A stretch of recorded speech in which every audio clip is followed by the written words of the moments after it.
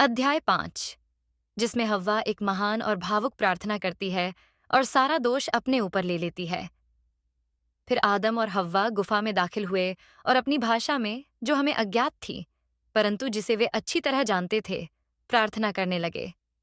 और जब वे प्रार्थना कर रहे थे, आदम ने अपनी आंखें ऊपर उठाईं और उस चट्टान और गुफा की छत को देखा, जो उसके सिर के ऊपर थी, जिससे वह न तो स्वर्ग को देख सकता था और न ही ईश्वर की रचनाओं को।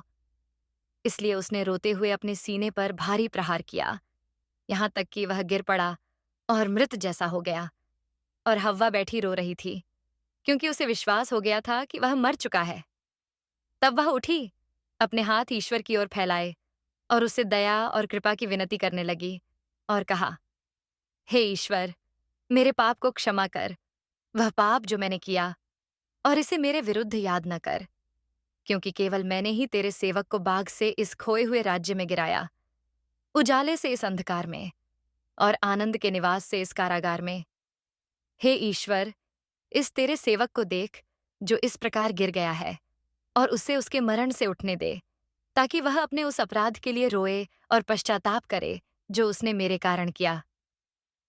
इस बार उसका प्राण मत ले, बल्कि उसे जीने दे, ताकि वह अपने पश्चाताप की माप के अनुसार खड़ा हो सके और तेरी इच्छा पूरी करे, जैसा उसने अपने मरण से पहले किया था। परंतु यदि तू उसे उठाता नहीं है, तो हे ईश्वर, मेरा प्राण भी ले ले, ताकि मैं उसके समान हो जाऊं, और मुझे इस काल कोठरी में अकेला ना छोड़, क्योंकि मैं अकेले इस संसार में खड़ी नहीं रह सकती, बल्कि केवल उसके साथ ही। क्योंकि तूने, हे ईश्वर, उस पर एक गहरी नींद लाई थी और उसके बगल से एक हड्डी ली थी और अपनी दिव्य शक्ति से उसके स्थान पर मांस को पुनः स्थापित किया था। और तूने मुझे, उस हड्डी को लिया और एक स्त्री बनाई, जो उसके समान उज्ज्वल थी, जिसमें हृदय, बुद्धि और वाणी थी, और शरीर में उसके समान ही थी। और तूने मुझे उसकी छवि के समान बनाया, अपनी दया और शक्ति से।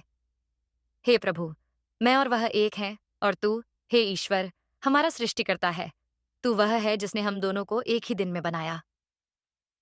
इसलिए, हे ईश्वर, उसे जीवन दे, ताकि वह मेरे साथ इस अपरिचित भूमि में हो, जब तक कि हम यहाँ अपने अपराध के कारण निवास करें।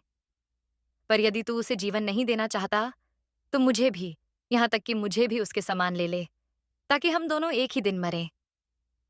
और हव्वा कड़वे आंसू बहाने लगी और हमारे पिता आदम पर गिर पड़ी, अपने महान दुख के कारण,